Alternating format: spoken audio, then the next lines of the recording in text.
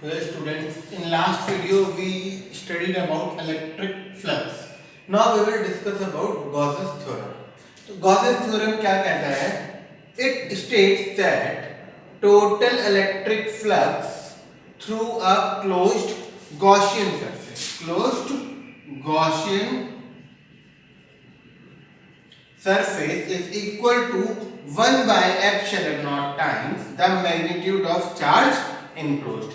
कहने का मतलब क्या है? Total electric flux phi is equal to 1 by epsilon naught times the charge enclosed in that Gaussian surface. अब question is Gaussian surface, closed Gaussian surface कैसा होगा? यहां से ये लिख सकते हैं that means phi is equal to simply q by epsilon naught. ठीक है. अब हमारा गॉसियन सरफेस होता कैसा है? गॉसियन सरफेस कैसा भी हो सकता है. अब कैसे भी, ये आपका गॉसियन सरफेस हो गया, ये हमारा गॉसियन सरफेस हो गया, ये क्यूबॉइड, ये भी हमारा गॉसियन सरफेस हो गया. हाँ, तो कोई भी सरफेस जो कि क्या क्लोज्ड, आप इमेजिन करो कोई भी क्लोज्ड सरफेस, उसको हम कंसीडर करेंगे गॉसियन सरफेस. उसको हम क्या कंसीडर करेंगे? Gaussian surface. अब सपोज इसके अंदर चार्ज कितना है? 2q है, एक माइनस q है, एक q है. तो अब इसकी वजह से जो फ्लक्स होगा वो क्या होगा? नेट. और एक यहाँ पे चार्ज है q. हाँ, तो ये वाला तो हम कंसीडर नहीं करेंगे क्योंकि क्लोज्ड है नहीं. तो जो गॉसियन सरफेस में क्लोज्ड है कितना है? 2q plus q 3q, 3q minus q 2q. Total charge कितना बचा? 2q. तो इसकी वजह से फ्लक्स क्या हो जाएगा आपका? 2q bye epsilon not. 2q bye epsilon naught. ये हमारा क्या हो जाएगा? फ्लक्स हो जाएगा. कोई भी क्लोज्ड गॉसियन सरफेस में जितना चार्ज होगा, जितना चार्ज इसके अंदर इनक्लोज्ड होगा, उसको मल्टीप्लाई कर दोगे 1 बाय एप्सिलॉन नॉट से, यही हमारा क्या हो जाएगा? फ्लक्स हो जाएगा. सिंपली यही हमारा गॉस थ्योरम कहता है. अच्छा, जैसे कि कल हम लोगों ने फ्लक्स पढ़ा था, सेम एक चीज हम लोग उसमें से डिस्कस कर लेते हैं. अगर सपोज ये आपका कोई सरफेस है, ऐसे ऐसे कोई भी आपका ये सरफेस है. ठीक है. अब इसका छोटा सा एरिया हमने ये ले लिया, ये एरिया ले लिया. ये एरिया कितना है? ds है. ठीक है. ये इस पे क्या हो गया? नॉर्मल हो गया. और इलेक्ट्रिक फील्ड सपोज यहां से ये ई इलेक्ट्रिक फील्ड पास हो रही है, ई इलेक्ट्रिक फील्ड पास हो रही है. ये छोटा सा एरिया हमने क्या लिया है? ds. और यहां से जो इलेक्ट्रिक फील्ड पास हो रही है वो क्या हो रही है? ई पास हो रही है. तो इस छोटे से एरिया में जो फ्लक्स होगा वो थोड़ा सा फ्लक्स होगा. वो छोटे से फ्लक्स को क्या मान लोगे? d phi. तो d phi इक्वल टू क्या हो जाएगा? E dot ds. जैसा कि हमने पढ़ा है, क्योंकि फ्लक्स इज इक्वल टू क्या होता है? Dot product of electric field into electric field and area. Dot हटाओगे तो cos थीटा लग जाएगा. क्यों? क्योंकि ये एंगल कितना आ रहा है आपका? थीटा आ रहा है. ठीक है. डॉट हटाएंगे तो हमारा क्या लग जाएगा? cos थीटा लग जाएगा. तो d phi is equal to E dot ds. ये तो जो d phi is equal to E dot ds, ये जो d phi फ्लक्स है इस छोटे से एरिया का है. ठीक है. लेकिन हमें अगर टोटल फ्लक्स निकालना है तो फिर आपका टोटल फ्लक्स क्या हो जाएगा? पूरा निकालने के लिए हम इसको सम अप कर देंगे. Sum up means we will integrate it. तो that will be integration of d phi. तो इधर भी इंटीग्रेट E डॉट ds. ठीक है. अब ये इंटीग्रेशन किसका हो रहा है? क्लोज्ड सरफेस का. इसीलिए हम ये इसको ऐसे बीच में ये बना देते हैं. This is the symbol for closed integration. This is the symbol for closed integration. किसी भी क्लोज्ड सरफेस का इंटीग्रेशन करना है. ठीक है. तो d phi का टोटल इंटीग्रेशन क्या हो जाएगा? phi. तो इसका मतलब phi इज इक्वल टू क्या हो जाएगा? E dot ds. ठीक है. ये आपका क्लोज्ड सरफेस का टोटल फ्लक्स हो गया. अच्छा, अब गॉस थ्योरम के हिसाब से phi इक्वल टू क्या है? q by epsilon naught. तो इसका मतलब क्या हो गया? इस इक्वेशन को और इक्वेशन को देखिए आप, तो क्या हो जाएगा आपका?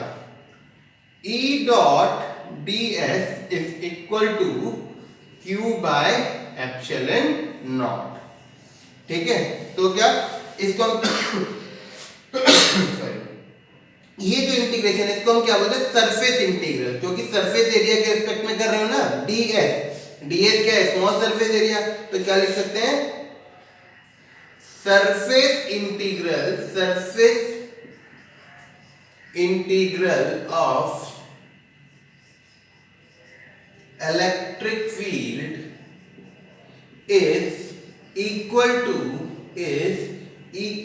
to 1 by epsilon naught times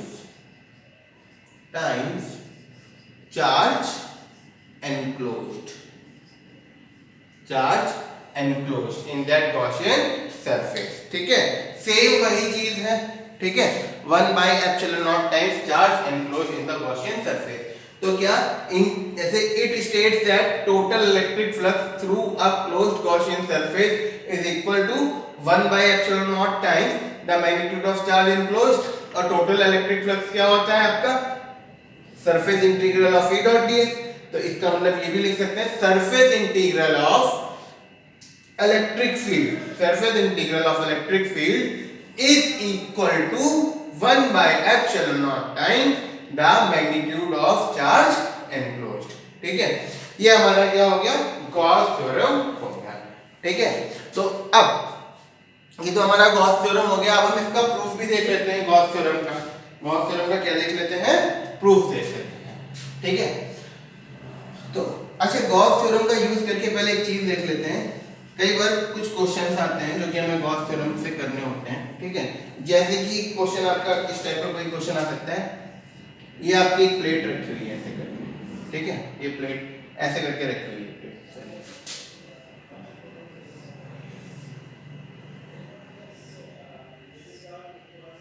ये हमारी प्लेट ऐसे करके रखी है. यहां से r डिस्टेंस पे एक चार्ज है q.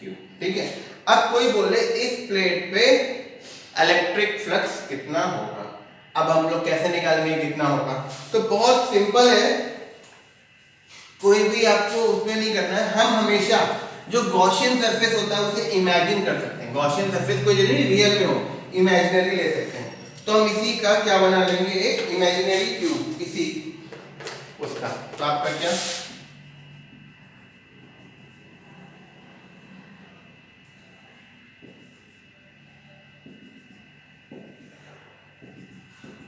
तो ये आपका पूरा हो गया, इमेजिनरी क्यूब हो गया. इसके अंदर ये चार्ज एनक्लोज्ड है. ठीक, तो अब उस हिसाब से phi is equal to Gauss theorem के हिसाब से क्या होना चाहिए? q by epsilon naught. ठीक, अब क्यूब में कितनी साइड होती है? 1 2 3 4 5 6 है ना. क्यूब में कितनी साइड होती है? जैसे कि तो क्यूबॉइड हो गया, इसको अगर देखें 1 2 3 4 5 6 साइड्स होती हैं. तो अब हमें जो दिया गया है ये हमने इमेजिनरी गॉसियन क्यूब बना लिया. ठीक है, अब ये इमेजिनरी वाले पार्ट को हटा दें. ठीक है, अब हमारा फाई क्या था? q बाई एप्सिलॉन नॉट था टोटल उससे. लेकिन हमारे पास कितना फेज है? केवल एक फेज है. तो 6 फेज से q बाई एप्सिलॉन नॉट है, तो 1 फेज से क्या हो जाएगा? तो 5 और 1 फेज क्या हो जाएगा? q by 6 epsilon naught. ये इसका क्या हो जाएगा? आंसर हो जाएगा. एंड एप्सिलॉन नॉट की वैल्यू तो हम लोग जानते ही हैं 8.85 × 10⁻12. ठीक है, तो इस तरीके से कई सारे हम क्वेश्चन सॉल्व करेंगे. ठीक है, और हमेशा एक एग्जांपल मैंने पहले भी दिया था. अभी जो 3 चार्ज थे, एक चार्ज बाहर था, तो बाहर वाला चार्ज हम कंसीडर नहीं करेंगे क्योंकि हम केवल उन्हीं चार्ज की बात कर रहे हैं जिनको हम जो हमारे एनक्लोज्ड. ठीक है, तो अब हम प्रूफ देख लेते हैं. इसका क्या देख लेते हैं? प्रूफ. ठीक है, तो क्या consider a spherical so is consider a sphere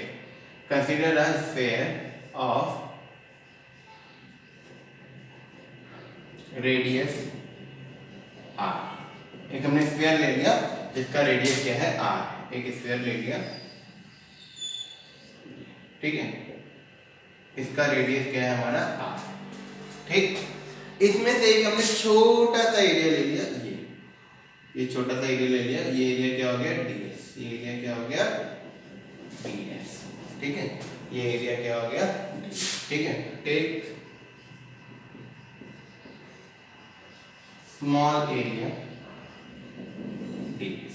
ठीक है, स्मॉल एरिया ds. ठीक है, और यहाँ पे आपका यहाँ से अंदर से लेना है. ठीक है, यहाँ पे आपका चार्ज कितना है? अंदर q चार्ज इसके अंदर एनक्लोज्ड है. ठीक है, अच्छा, अब चार्ज की वजह से जो इलेक्ट्रिक फील्ड जाएगी वैसे करके जाएगी, सेंटर पे चार्ज है, ठीक है। इलेक्ट्रिक फील्ड आपकी ऐसे करके जा रही है और आपका क्या है, आपका ये आपका क्या हो गया, नॉर्मल भी आपका यही हो गया, ठीक है। ये छोटा सा एरिया क्या हो गया, डी, ठीक है। तो सिंपल मेथड से चले तो flux through this small area, flux through this small area ds, small area ds क्या हो जाएगा, वो d phi is equal to E dot ds, ठीक। अब क्योंकि आपका एंगल कितना है, 0 डिग्री, तो और d phi is equal to E ds cos 0, क्योंकि आपका पैरेलल आ रहा है, ठीक है। इलेक्ट्रिक फील्ड और ये दोनों वेक्टर क्या है, पैरेलल है, तो इसका मतलब d phi is equal to E ds। और जैसे हमने पहले किया था, टोटल फ्लक्स क्या हो जाएगा, इंटीग्रेट कर देंगे, तो यहाँ पे हम डायरेक्ट लिखते हैं phi is equal to integral multiple of E ds, ठीक। अब गॉस थ्योरम से आओ, बाई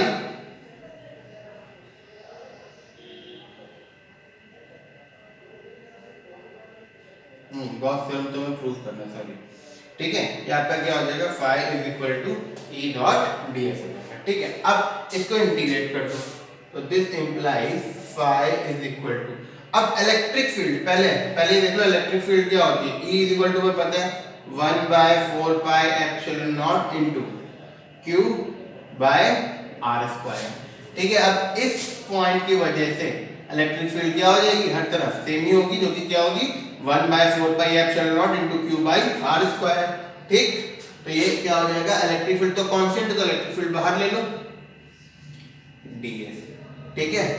अब phi is equal to E, अब इसका जो इंटीग्रेशन होगा टोटल, ये छोटा सा सरफेस एरिया ds है, तो टोटल सरफेस एरिया क्या हो जाएगा, टोटल सरफेस एरिया स्फीयर का क्या होता है 4 पाई r स्क्वायर। तो हमें पता है, अगर आपने इंटीग्रेशन पढ़ा है, तो इंटीग्रेशन ऑफ ds कहां से कहां तक, 0 से 4 pi r square, minimum area 0 और मिनिमम क्या हो जाएगा 0 और मैक्सिमम 4 पाई r स्क्वायर।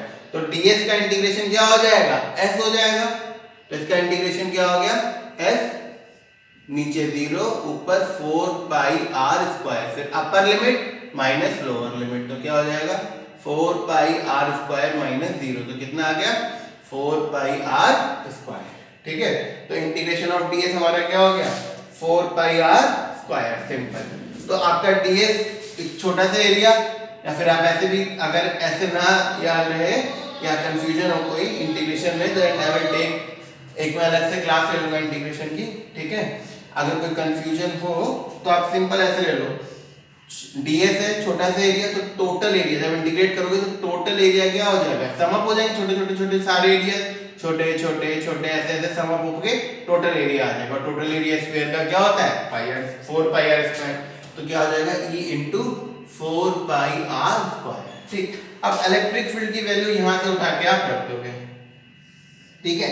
तो आपका phi इक्वल टू क्या हो जाएगा, इलेक्ट्रिक फील्ड की वैल्यू क्या है 1/4 pi epsilon naught into Q upon में r स्क्वायर, इलेक्ट्रिक फील्ड की वैल्यू, और इनटू एरिया की जगह क्या हो जाएगा 4 पाई r स्क्वायर, 4 पाई से 4 पाई कट गया, r स्क्वायर से r स्क्वायर कट गया, तो phi हमारा क्या बचा Q बाय एप्सिलॉन नॉट। ये हमारा गॉस थ्योरम क्या हो गया, प्रूफ हो गया, गॉस थ्योरम क्या हो गया, प्रूफ हो गया, ठीक है। अगेन आई एम एक्सप्लेनिंग, पहले हमने क्या लिया, एक स्फीयर लिया, उसमें हमने छोटा सा एरिया एलिमेंट ले लिया ds, ठीक है। अच्छा ds और अंदर एक चार्ज हो गया q, अब q की वजह से इलेक्ट्रिक फील्ड E आ रही है, ठीक। तो मैं पता है इस छोटे से एरिया में जो छोटा सा थोड़ा सा फ्लक्स होगा d phi, वो क्या होगा E into ds, E dot ds। अब क्योंकि दोनों पैरेलल है तो आपका एंगल कितना हो गया 0 डिग्री, तो d phi is equal to E ds cos 0, cos 0 की वैल्यू 1 होती है, तो d phi is equal to E ds। अब टोटल हमें फ्लक्स निकालना है, टोटल से तो इंटीग्रेट कर दोगे, तो d phi का इंटीग्रेशन क्या हो जाएगा phi is equal to integration of E ds। अब E तो कांस्टेंट है, E की वैल्यू वही आपका formula normal E is equal to 1/4 pi epsilon naught into Q by R square, तो ये तो नॉर्मल आपने फॉर्मूला लगा दिया, E is equal to 1/4 pi epsilon naught into Q by R square, simple. तो ये E की वैल्यू यहाँ पे पुट कर दोगे और ds इतने पार्ट का एरिया, तो टोटल एरिया क्या हो जाएगा, इंटीग्रेट का मतलब टोटल सम कर दोगे तो क्या हो जाएगा 4 पाई R स्क्वायर। और अगर ऐसे नहीं पता तो सिंपल इंटीग्रेशन यूज करेंगे, ds का इंटीग्रेशन क्या हो जाएगा s हो जाएगा, ds का इंटीग्रेशन क्या हो जाएगा s हो जाएगा, और s मिनिमम एरिया क्या होगा 0, मैक्सिमम एरिया क्या होगा 4 pi R square, lower limit 0, upper limit 4 pi R square. फिर अपर लिमिट यहाँ पे s की जगह अपर वैल्यू पुट कर दी, माइनस s की जगह लोअर वैल्यू पुट कर दी, तो आपका 4 पाई R स्क्वायर इसका इंटीग्रेशन आ गया। तो phi इक्वल टू क्या हो गया, e की वैल्यू पुट कर दी ये इनटू 4 पाई R स्क्वायर, 4 पाई से 4 पाई कैंसिल आउट हो गया, R स्क्वायर से R स्क्वायर कैंसिल आउट हो गया, तो phi इक्वल टू क्या बचा Q बाय एप्सिलॉन नॉट। ये हमारा गॉस थ्योरम क्या हो गया, प्रूव हो गया। ठीक है, अब हम देखेंगे एप्लीकेशंस ऑफ गॉस थ्योरम। अब हम देखेंगे एप्लीकेशंस ऑफ गॉस थ्योरम। तो बेसिकली गॉस थ्योरम की एप्लीकेशंस में हम क्या देखते हैं, हम क्या फाइंड करते हैं, हम इलेक्ट्रिक फील्ड फाइंड करते हैं। क्या फाइंड करते हैं, इलेक्ट्रिक फील्ड, अलग अलग शेप्स की वजह से हम इलेक्ट्रिक फील्ड फाइंड करते हैं। ठीक है, अब कैसे फाइंड करते हैं गॉस थ्योरम का यूज करके, वो अब हम लोग इसमें देखेंगे। ठीक है, इसमें मेन जो कॉन्सेप्ट यूज होगा हम लोग को वो याद रखना पड़ेगा, दोनों मेथड। एक तो हमारा एक फॉर्मूला है phi equal to E dot ds ये, और phi equal to Q by epsilon naught. दोनों, एक आपका क्या है phi equal to E dot ds और एक क्या है हमारा phi equal to Q by epsilon naught. इन दोनों को हमें इक्वेट करेंगे हम लोग, क्योंकि दोनों ही phi के बराबर हैं, दोनों को हम लोग इक्वेट करेंगे। तो जब आप इक्वेट करोगे तब आपको इलेक्ट्रिक फील्ड मिल जाएगी। कैसे मिल जाएगी, now we will see that. तो अब हम क्या पढ़ेंगे, applications of Gauss theorem.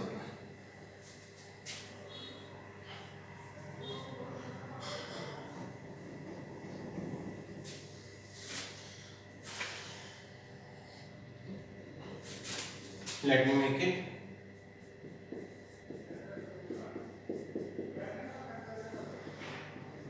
Applications of Gauss theorem. तो पहली क्या है, इसको हम यूज करते हैं इलेक्ट्रिक फील्ड फाइंड करने के लिए। पहली, to find electric field due to line charge due to line charge at a point at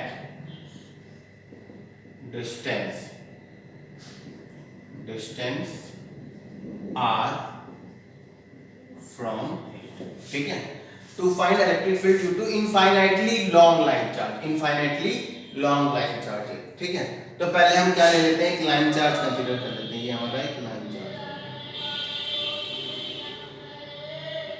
ठीक है, ये क्या हो गया हमारा लाइन चार्ज। ठीक, अब इससे r डिस्टेंस पे एक पॉइंट है ये P, r डिस्टेंस पे से एक पॉइंट है P। इस पॉइंट पे हमें इलेक्ट्रिक फील्ड निकालनी है। ये जो r डिस्टेंस है पॉइंट, इस पे हमें इलेक्ट्रिक फील्ड निकालनी है। तो पहला काम हम क्या करते हैं, लेंथ ले लेते हैं L, एक इसकी लेंथ ले लेते हैं L। ठीक है, इतनी हम लेंथ कवर करके चलते हैं।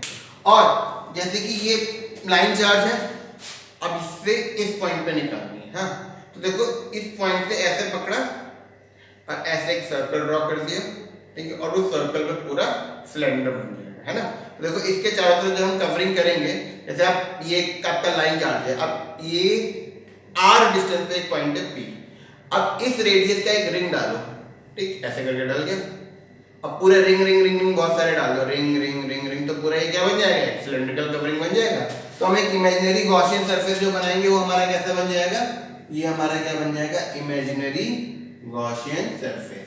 ये हमारा क्या बन गया, इमेजिनरी गॉसियन सरफेस हमारा बन गया।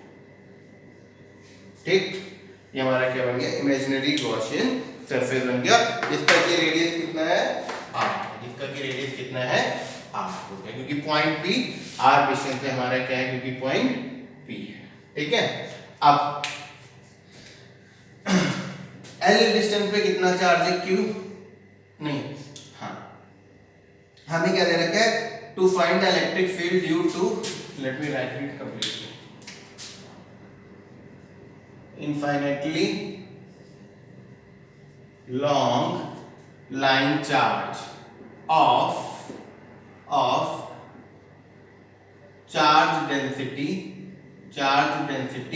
lambda, उसकी चार्ज डेंसिटी कितनी है लैम्डा। ठीक है, चार्ज डेंसिटी कितनी है लैम्डा। ठीक है, नाउ अब पहली चीज हमें L डिस्टेंस पे हमें क्या निकालना है, कितना चार्ज होगा, क्योंकि इनफाइनाइटली लाइन चार्ज है, लंबा सा, उसकी चार्ज डेंसिटी में लैम्डा दी हुई है। ठीक है, इसकी चार्ज डेंसिटी कितनी है lambda. Now since lambda is equal to क्या होता है, Q by L, this implies Q is equal to क्या हो जाएगा, लैम्डा इनटू L। ठीक है, हमें चार्ज पता चल गया। कैसे पता चल गया, हमने L लेंथ ली थी। ठीक है, हमें लेंथ पता चल गई, हमने इस वायर का एक छोटा सा टुकड़ा ले लिया, L लेंथ ले ली, L लेंथ हमने ले ली और हमें लैम्डा दिए पता था इसका, तो L इंटू लैम्डा कर दिया, तो हमारा क्या निकला है, Q निकला है। ठीक, अब दोनों मेथड लेके चलो, पहले by Gauss theorem, by Gauss theorem, Gauss theorem के हिसाब से फाई इक्वल टू क्या होगा, Q by epsilon naught, phi equal to क्या हो जाएगा, Q बाय एप्सिलॉन नॉट। ठीक है, अच्छा ये जो आपकी लाइन चार्ज है पॉजिटिवली चार्ज है, कैसी चार्ज है, पॉजिटिवली चार्ज मान लो, या तो पॉजिटिवली चार्ज मान लो, नेगेटिवली चार्ज मान लो, तो हम लोग ने क्या ले लिया, इसको पॉजिटिवली चार्ज ले लिया। ठीक, अब देखो फाई इक्वल टू क्या होगा, Q बाय एप्सिलॉन नॉट, और Q इज इक्वल टू क्या है, लैम्डा n, तो what we can write is phi is equal to lambda L by epsilon naught. Simple, इसको हम क्या मान लेंगे, इक्वेशन नंबर 1। ठीक है, देखो इसमें कोई कंफ्यूजन नहीं है, there is no confusion in this, बहुत सिंपल है। क्या, एक हमारे पास infinitely long positive charge, positively charge क्या है, एलिमेंट है। ठीक है, अच्छा उसकी चार्ज डेंसिटी कितनी है, लैम्डा है। ठीक, उस लाइन चार्ज से P r डिस्टेंस पे एक पॉइंट है P, उस पे हमें इलेक्ट्रिक फील्ड निकालनी है। तो पहले उस P पॉइंट पे हमने गॉसियन सरफेस बना लिया, जो कि कैसा बना, सिलेंड्रिकल बना, उसका रेडियस क्या हो गया, r हो गया। ठीक, हमें इस चार्ज की क्या पता थी, लीनियर चार्ज डेंसिटी पता थी लैम्डा, तो हमने इस वायर में L डिस्टेंस ली, L इतना L पार्ट ले लिया उसका, तो अब हमें पता है lambda equal to Q by L होता है, तो Q इक्वल टू क्या हो जाएगा, लैम्डा हमें पता है, पता है ये निकल आएगा। ठीक, अब गॉस थ्योरम से हमें सिंपली पता है phi equal to Q by epsilon naught. ठीक, तो Q की वैल्यू यहां से उठा के पुट कर दी, हमारी आ गई क्वेश्चन नंबर 1। अब हम आते हैं जनरल कंडीशन पे। जनरल कंडीशन से अगर हम चले तो फाई इक्वल टू क्या होता है, EA cos theta, phi equal to क्या होता है, EA cos थीटा। और ये जो एरिया होता है, एरिया किसका होता है, गॉसियन सरफेस का एरिया होता है। अब देखो यहां पे फाई इज इक्वल टू दो गॉसियन सरफेस होंगे। देखो जो area of cylinder is equal to क्या, एक तो होगा क्रॉस सेक्शन एरिया, जो ये वाला होगा, ये वाला और ये वाला, एंड कर्व सरफेस एरिया। ठीक है, जैसे सपोज ये सिलेंडर है हमारा, ये हमारा क्या है, सिलेंडर है, गॉसियन सिलेंडर, तो ये वाला एरिया हो गया क्रॉस सेक्शन एरिया, और एक ये वाला एरिया कर्व सरफेस एरिया। ठीक है, तो दो एरिया लेके चलेंगे। अब पहले हम बात करते हैं इस क्रॉस सेक्शन एरिया की, let us talk about cross section area. ठीक, अब देखो इलेक्ट्रिक फील्ड कैसे होंगी, ऐसे करके रेडियली आउटवर्ड होंगी, क्योंकि कर्व्ड है तो सब 90। ठीक है, ये हमारी क्या जा रही है, इलेक्ट्रिक फील्ड ऐसे करके होगी हर पॉइंट पे। ठीक है, अच्छा ओके। अब कर्व सरफेस एरिया पे आप नॉर्मल मारो, ये नॉर्मल आया कर्व सरफेस एरिया का, नीचे से मारो ये नॉर्मल आया, है ना, ये 90 और ये 90 क्रॉस सेक्शन एरिया के लिए, सॉरी क्रॉस सेक्शन एरिया ये है और ये है। जब आप नॉर्मल मारोगे क्रॉस सेक्शन एरिया पे तो इलेक्ट्रिक फील्ड से कितना एंगल आएगा, 90 डिग्री आएगा। तो what we can write for cross section area theta is equal to क्या 90 डिग्री। दिस इंप्लाइज फाई क्या हो जाएगा 0। क्रॉस सेक्शन एरिया से हमारा फ्लक्स क्या हो जाएगा 0 हो जाएगा। क्या हो जाएगा 0 हो जाएगा। ठीक है, अब किसकी बात करो, कर्व सरफेस एरिया की बात करो। क्या अब फॉर कर्व सरफेस एरिया, भाई नॉर्मल भी यही है, इलेक्ट्रिक फील्ड भी यही है, तो थीटा क्या हो जाएगा हमारा 0 डिग्री। कर्व सरफेस एरिया के लिए थीटा आपका क्या हो जाएगा 0 डिग्री हो जाएगा। ठीक है, तो कर्व सरफेस एरिया के लिए थीटा 0 डिग्री हो जाएगा। इसका मतलब फाई इक्वल टू क्या हो जाएगा ई ए cos 0 या फिर फाई इक्वल टू क्या हो जाएगा ई ए। ओके, अब कर्व सरफेस एरिया कितना होता है, यहां पे I am using this heading वाला पार्ट ना। अब कर्व सरफेस एरिया सिलेंडर का क्या होता है 2 पाई आर एच, तो phi equal to E into 2 pi R H की जगह यहाँ पे एल है 2 पाई आर एल। तो दूसरे से हमारा फ्लक्स ये आता है इक्वेशन नंबर 2। ठीक, again I am explaining you. देखो तो सिलेंडर का टोटल एरिया होता है एक तो कर्व सरफेस एरिया और एक क्रॉस सेक्शन एरिया।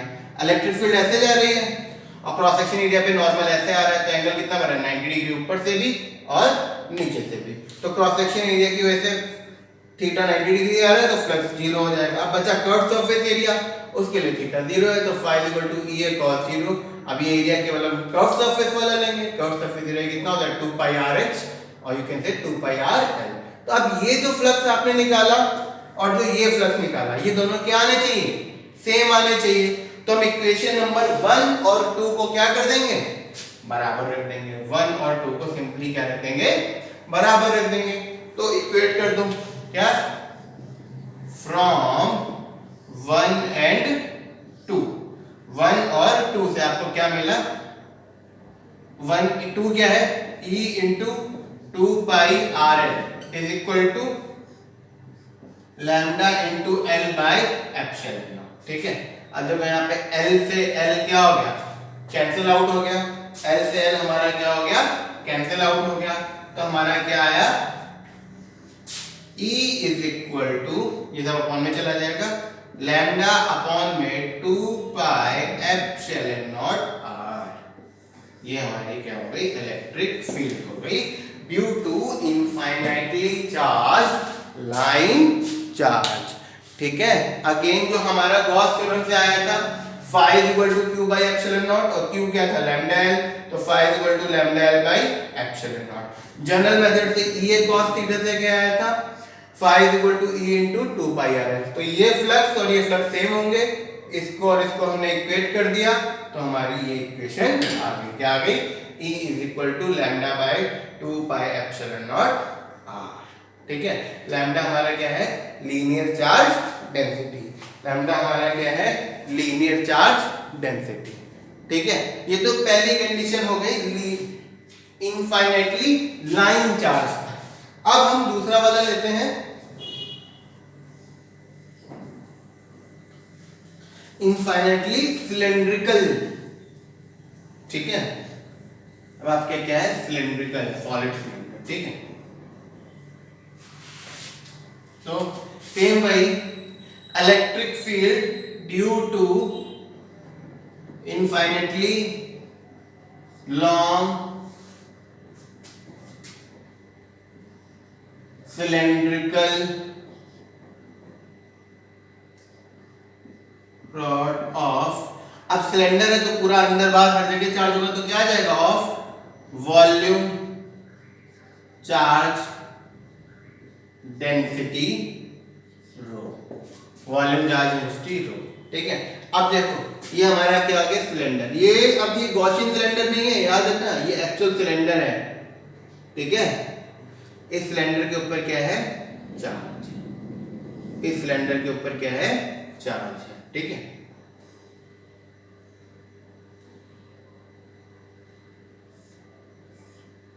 ठीक है, इस सिलेंडर के ऊपर हमारा क्या है, चार्ज, और ये है volume charge 0 and radius r, ठीक है। अब इसके एक्सेस से, ये इसका एक्सेस हो गया सपोज सेंटर का, ठीक।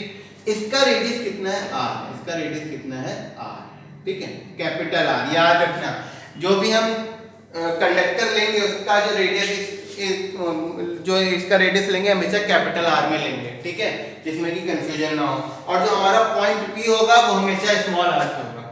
अब इसके सेंटर से r डिस्टेंस पे एक पॉइंट P है, r डिस्टेंस पे एक पॉइंट है P, ठीक। उस पे हमें क्या निकालनी है, वही फिर से क्या निकालनी है, इलेक्ट्रिक फील्ड निकालनी है। तो अब सिलेंडर को कवर करने के लिए जो आप इमेजिनरी गॉसियन सरफेस बनाएंगे, सिलेंडर को कवर करने के लिए जो इमेजिनरी गॉसियन सरफेस बनाएंगे वो भी कैसा बनेगा, हमारा सिलेंड्रिकल बनेगा ऑब्वियसली। तो ये हमारा सिलेंड्रिकल गॉसियन सरफेस बनेगा, ठीक है।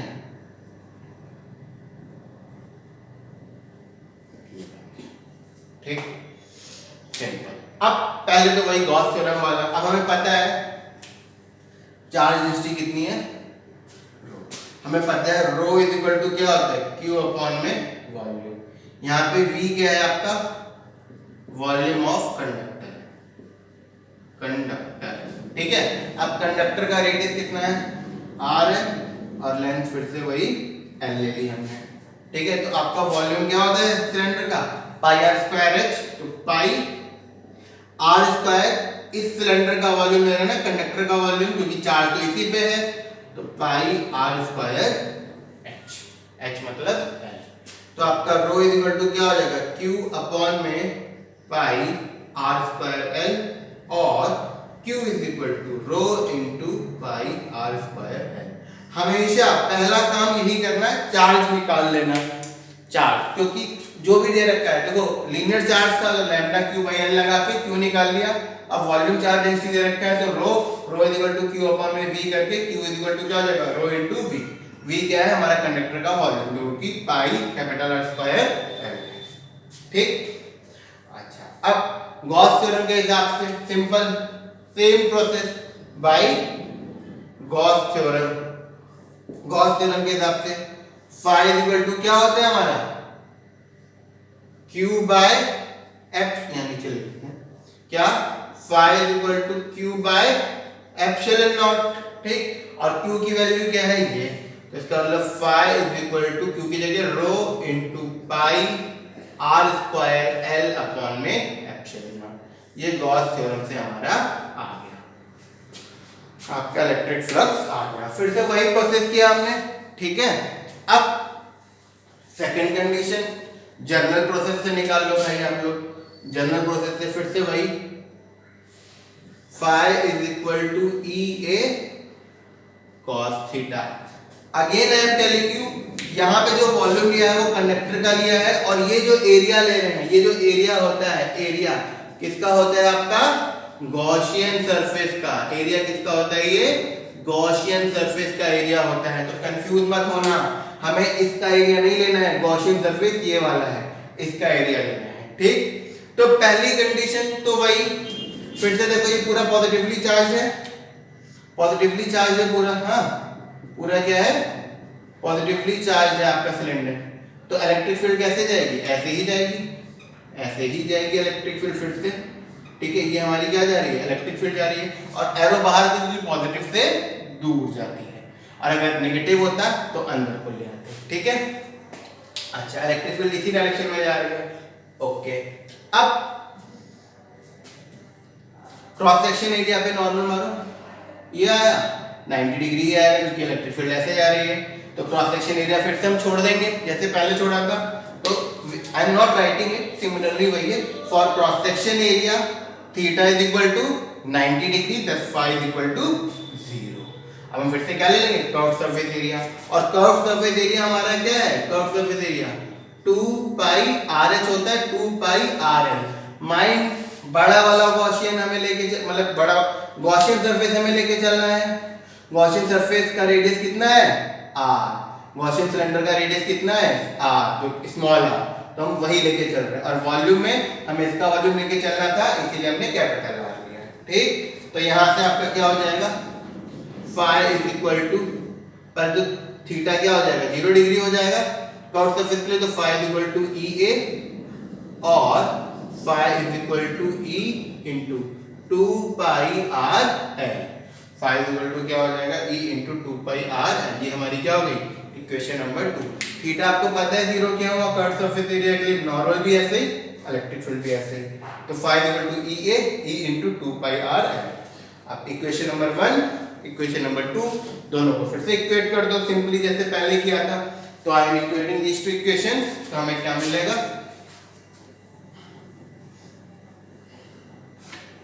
सेम थिंग, पहले ये लिखोगे क्योंकि हमें इलेक्ट्रिक फील्ड निकालनी होती है इसलिए इसको लेफ्ट हैंड साइड पे रख लेते हैं बस। E into 2 pi R L is equal to rho into pi R square L into pi R square L upon में एप्सिलॉन नॉट। अब देखो पाई से पाई कट गया, एल से एल कट गया, ठीक, तो E इज इक्वल टू क्या है rho divide by 2 epsilon naught into R square by small R. ये हमारी क्या आ गई इलेक्ट्रिक फील्ड आ गई, ठीक है। अच्छा, अब इसमें एक कंडीशन आती है, अगर ये पॉइंट P सिलेंडर के सरफेस पे होता, कंडक्टर के सरफेस पे, ये पॉइंट यहां ना हो करके अगर यहां पे होता, तो क्या if P is at surface of conductor, अगर वो कंडक्टर के सरफेस पे है तो उस केस में हमारा कैपिटल आर और स्मॉल आर क्या हो जाते हैं बराबर, तो आपका E इज इक्वल टू क्या हो जाता है rho by 2 epsilon naught into R square by R, तो आर से स्क्वायर कट गया, तो इसका मतलब E is equal to rho by 2 epsilon naught into R. ये क्या हो गया इलेक्ट्रिक फील्ड अगर हमें सरफेस पे निकालनी होती तो, ठीक, एक कंडीशन। दूसरी कंडीशन, अगर ये इनसाइड द कंडक्टर हो जाता, ठीक है। अब देखो इस यहाँ ये वाली कंडीशन में कैपिटल स्मॉल आर जो है वो बड़ा है कैपिटल आर से, ठीक, ये वाली कंडीशन में स्मॉल आर और कैपिटल आर क्या है बराबर।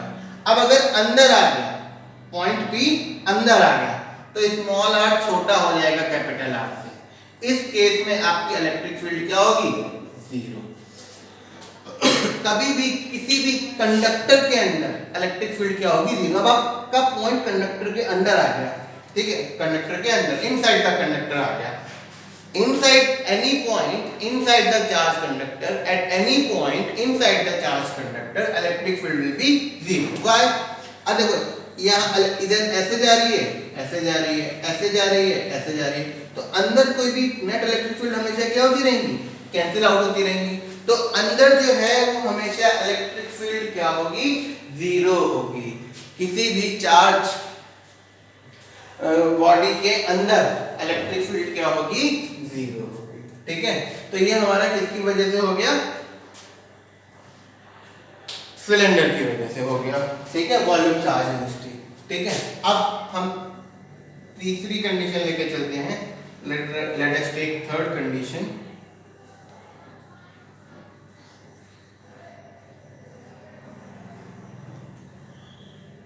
इसमें क्या है इलेक्ट्रिक फील्ड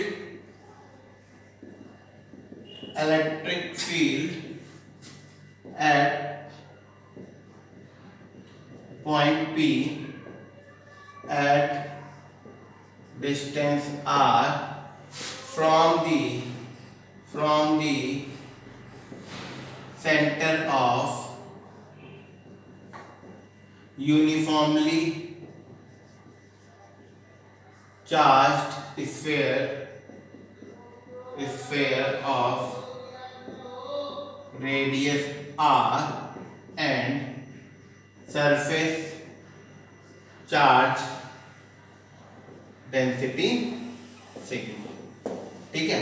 अब हम किसकी वजह से निकाल लें एक स्फीयर है हमारा ये क्या है, स्फीयर, ठीक है। ये सेंटर हो गया, इसका रेडियस क्या है r, इसका रेडियस क्या है r। हमेशा वही कंडक्टर हो गया, कंडक्टर का रेडियस क्या लेके चलेंगे हम, कैपिटल R लेके चलेंगे, ठीक है। तो कंडक्टर का रेडियस क्या होगा, कैपिटल R, ठीक है। अब इसके सेंटर से r डिस्टेंस पे, स्मॉल r डिस्टेंस पे एक पॉइंट क्या है P। अब इस पे हमें निकालना है। तो स्फीयर का जो आप गॉसियन सरफेस बनाओगे कैसा आएगा, स्फेरिकल ही आएगा। तो ये हमारा गॉसियन सरफेस बन गया, ये हमारा क्या बन गया, गॉसियन सरफेस बन गया, ठीक है। स्फेरिकल गॉसियन सरफेस बन गया। और गॉसियन सरफेस का रेडियस क्या है, स्मॉल है। अब पहले तो वही since sigma is equal to क्या होता है, q बाई a, तो q is equal to sigma into a।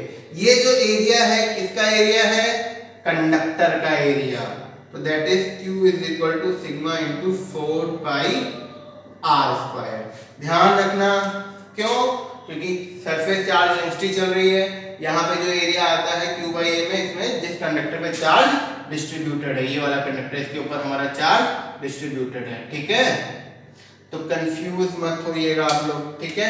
और जो phi is equal to e dot a में जो एरिया आता है वो एरिया किसका होता है, गॉसियन सरफेस का, ठीक है।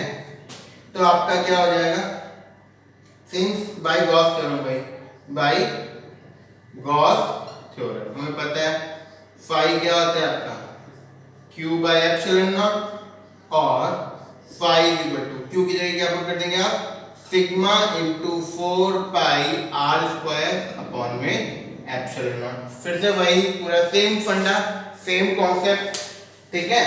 तो आपका क्या हो गया, phi इज इक्वल टू क्या हो गया, sigma into 4 pi r square upon में एप्सिलॉन, ठीक।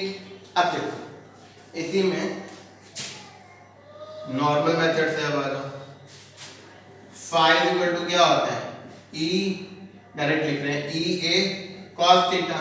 अब किसी भी पॉइंट पे ले लो भाई, इलेक्ट्रिक फील्ड भी ऐसे ही जाएगी, नॉर्मल भी ऐसे ही जाएगा, क्योंकि सेंटर से जो भी लाइन जाती है क्या होती है, परपेंडिकुलर होती है, ठीक है। इलेक्ट्रिक फील्ड जा रही है ऐसे करके, और नॉर्मल तो ऐसे ही होगा किसी पॉइंट पे, ठीक है। तो आपका phi इक्वल टू क्या हो जाएगा, E A cos 0, that means phi is equal to E A. Area कौन सा लोगे आप, गॉसियन सरफेस का, इसका मतलब phi is equal to e into 4 pi r square, small r square, ठीक है। ये हमारी हो गई सेकंड इक्वेशन, ये हमारी हो गई सेकंड इक्वेशन, ठीक है। अब देखो, अब आपका क्वेश्चन क्या हो जाएगा, ये फर्स्ट इक्वेशन थी, ये सेकंड इक्वेशन थी, ये फर्स्ट इक्वेशन थी, इन दोनों को इक्वेट कर दो। That means e into 4 pi r square is equal to sigma into 4 pi capital R square upon में एप्सिलॉन नॉट। तो 4 पाई कट गया, 4 पाई कट गया। तो आपका क्या आया यहाँ से हमारा क्या आया, E is equal to sigma by epsilon naught into capital R square upon में स्मॉल r, ठीक है। Sigma by epsilon into capital R square और ये अपॉन में स्मॉल r स्क्वायर। ये हमारे क्या आ गई, स्फीयर की वजह से इलेक्ट्रिक फील्ड आ गई। अब इसी में जैसे उसमें कंडीशन थी, इसमें भी कंडीशन है। अगर ये पॉइंट सरफेस पे आ जाए, यहाँ पे आ जाए अगर ये पॉइंट P, तो उस केस में एट सरफेस R और R क्या हो जाएंगे, बराबर हो जाएंगे। तो E is equal to simple क्या बचेगा, सिग्मा बाय एप्सिलॉन नॉट, है ना, क्योंकि स्मॉल r कैपिटल R क्या हो जाएंगे, बराबर। तो E इज इक्वल टू क्या हो जाएगा, सिग्मा बाय एप्सिलॉन नॉट। फिर थर्ड केस, अगर अंदर आ जाए ये पॉइंट शिफ्ट होके यहाँ आ जाए, तो फिर से वही कंडीशन, यहाँ पे स्मॉल r बड़ा है कैपिटल R से, यहाँ पे स्मॉल r इक्वल टू है कैपिटल R के। अब अगर स्मॉल r छोटा हो जाए कैपिटल, तो E क्या हो जाएगी, 0। E क्या हो जाएगी, 0, क्योंकि अगेन आप कंडक्टर के अंदर आ जाए। जब आप कंडक्टर के अंदर कोई भी पॉइंट होता है तो उसमें इलेक्ट्रिक फील्ड क्या हो जाएगी हमारी, 0। अच्छा, इस पे ना क्वेश्चन आता है ग्राफिकली, तो ये तो समझ में आ गया आपको। Again phi equal to Q by A, तो phi equal to sigma into A, sigma तो आपकी चार्ज डेंसिटी हो गई, ए की जगह 4 पाई आर स्क्वायर, आर किसका, कंडक्टर का, तो phi equal to Q by epsilon naught होती, क्यू की वैल्यू आपने ये पुट कर दी, सॉल्व हो गया, ठीक है। Second phi equal to E A cos थीटा, थीटा यहां भी 0 डिग्री आएगा, तो phi equal to simply E A कौन सा होगा, गॉसियन सरफेस, तो 4 पाई आर स्क्वायर, इन दोनों को इक्वेट कर दिया, ये इक्वेशन हमारी आ गई, ठीक। एट द सरफेस ये दोनों बराबर हो जाएंगे तो कैंसिल आउट हो जाएंगे, ये आ जाएगा इनसाइड द सरफेस 0, ठीक। अब देखो इससे ग्राफ आता है, ये ऐसे करके आपका होता है, ठीक है, ये हमारा रेडियस होता है, ये हमारी इलेक्ट्रिक फील्ड होती है, ये आर डिस्टेंस है, ठीक है। तो अब देखो अब यहां से चलो, यहां से यहां तक इलेक्ट्रिक फील्ड क्या होगी, 0, जैसे यहां पे आप आओगे तो इलेक्ट्रिक फील्ड इस पॉइंट पे क्या होगी, सिग्मा बाई एप्सिलॉन, तो आप चले यहां तक आए, 0 पे ही रहेंगे, ये डिस्टेंस क्या मान ली, आर मान ली, तो यहां पे आपकी एकदम से इलेक्ट्रिक फील्ड आ गई, और वो कितनी होगी, सिग्मा बाई एप्सिलॉन। उसके बाद जो इलेक्ट्रिक फील्ड है ये तो फिक्स रहेगा, inversely proportional to R square, फिर आपके इलेक्ट्रिक फील्ड ऐसे ये, ठीक है। तो ये हमारा ग्राफ होता है क्या, इलेक्ट्रिक फील्ड स्फीयर के केस में electric field versus distance graph. हमेशा आगे देखो 0 टू यहां तक आपके इलेक्ट्रिक फील्ड 0 है क्योंकि इनसाइड द कंडक्टर है, देखो ये इनसाइड द कंडक्टर है। अब जैसे ही आपका कैपिटल आर के बराबर आए, जब आपकी डिस्टेंस कैपिटल आर के बराबर हुई तो इलेक्ट्रिक फील्ड कितनी है, सिग्मा बाई एप्सिलॉन, तो ये पॉइंट आपने मार्क कर लिया, sigma by epsilon, electric field यहां पे इतनी होगी, और फिर inversely proportional to R square, जैसे बाहर जाओगे inversely proportional to R square, ये हमारी इलेक्ट्रिक फील्ड होगी, ठीक है। नाउ ये क्वेश्चन आएगा एग्जाम में भी आता है, कॉम्पिटिटिव एग्जाम में भी आने के चांसेस बहुत ज्यादा इसके होते हैं, तो be prepared for this question.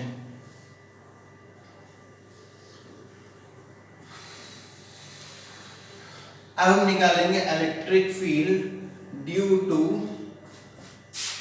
Infinitely charged plate of surface charge density sigma. अब हम निकालेंगे क्या,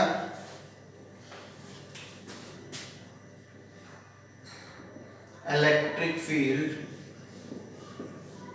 due to infinitely long plate of surface charge density, ठीक। ये हमने एक प्लेट ले ली, प्लेट का थोड़ा सा पार्ट ले लिया, ठीक है। इसमें सपोज क्या है, टोटल शीट तो पता ही ना आपको, जैसे शीट होती है पॉजिटिवली चार्ज शीट, ठीक है, ये हमारी क्या हो गई, पॉजिटिवली चार्ज शीट, ठीक है। अब इससे कोई भी पॉइंट है P, इस पे हमें निकालना है, तो P पॉइंट इधर तो हम क्या बना लेंगे, पूरा ऐसे करके एक छोटा सा हम क्या ले लेंगे, ये हमारा गॉसियन सरफेस बन गया, ठीक है, ठीक है। ये हमारा क्या हो गया, ds, ये हो गया ds, इसमें भी हमने छोटा सा एरिया वही क्या हो गया, ds, ठीक है। इस इनफाइनाइटली चार्ज प्लेट में हमने छोटा सा एरिया के ले लिया, ds ले लिया, ठीक है। तो क्या, take small area ds in the plate, ये हमने छोटा सा एरिया के लिए ds, तो हमें पता है since sigma is equal to क्या होता है, अच्छा ds n, अब सिग्मा इज इक्वल क्या होगा आपका q बाई ds, और q इज इक्वल टू क्या हो जाएगा, सिग्मा इनटू ds, ये हमारा क्या हो जाएगा, चार्ज वही sigma is equal to q by ds लिया है, तो q by ds, q is equal to sigma into ds, ये हमारा क्या हो गया, चार्ज हो गया। अब सिंपल वही वाला मेथड फिर से, फाई इज इक्वल टू क्या, q बाई एप्सिलॉन नॉट, ठीक। phi is equal to q by epsilon naught। तो इसका मतलब phi is equal to q की जगह क्या हो जाएगा, sigma into ds by epsilon naught। एक तो वही, ठीक, क्योंकि आपको पता है sigma is equal to q by a होता है और a हमारा क्या है, हमने ds लिया है, तो q is equal to sigma into ds simple. अब सेकंड केस, अब इलेक्ट्रिक फील्ड जो आपकी वो निकलेगी, ठीक है, यहाँ पे जो फ्लक्स होगा, flux phi is equal to क्या हो जाएगा, e dot ds। phi is equal to क्या हो जाएगा, e dot ds general method से, क्योंकि इलेक्ट्रिक फील्ड भी ऐसे ही, नॉर्मल भी ऐसे ही, तो cos 0 ही हो जाएगा। तो देखो आपकी इलेक्ट्रिक फील्ड ऐसे करके जा रही है और इस पे नॉर्मल भी ऐसे ही आ रहा है, यहाँ पे भी इलेक्ट्रिक फील्ड ऐसे करके जा रही है, नॉर्मल भी ऐसे ही आ रहा है। तो phi is equal to, I am writing that e ds cos theta, since theta is equal to 0, तो phi is equal to e ds। लेकिन एक चीज है क्या, कि हमारी सरफेस जो है पीछे के केस में क्या था, ऐसे करके पूरा था, ठीक है। अब यहाँ पे हमने दो अलग अलग एरियाज ले लिए हैं, एक एरिया इधर ले लिया है, एक एरिया इधर ले लिया है, ठीक है। तो since for both sides of plate, for both sides of plate, क्योंकि जब आप देखो जैसे सिलेंडर है, सिलेंडर का आप क्रॉस सरफेस एरिया ले रहे हो तो ये पूरा कवर हो रहा है, ठीक है। अच्छा, स्फेयर का आप ले रहे हो तो ये पूरा स्फेयर आ रहा है एरिया, बट जैसे प्लेट है, प्लेट का जब हम एरिया लेते हैं तो केवल यही वाला एरिया तो आएगा, पीछे वाले एरिया का क्या होगा, सपोज इसका सरफेस एरिया a है और पीछे वाला सरफेस भी तो डबल टोटल एरिया क्या हो जाएगा, 2 है ना। For both sides of plate आपका phi इक्वल टू क्या हो जाएगा, 2EDS हो जाएगा, ठीक, क्योंकि प्लेट की टू साइड्स होती हैं, जब आप एरिया निकालते हैं ds वो केवल एक ही साइड का निकलता है, ठीक। तो अब आपके दिमाग में क्वेश्चन आ सकता है, सर आपने यहाँ पे क्यों ds लिया। देखो जो सरफेस है, जैसे कि पतली सी प्लेट है, सपोज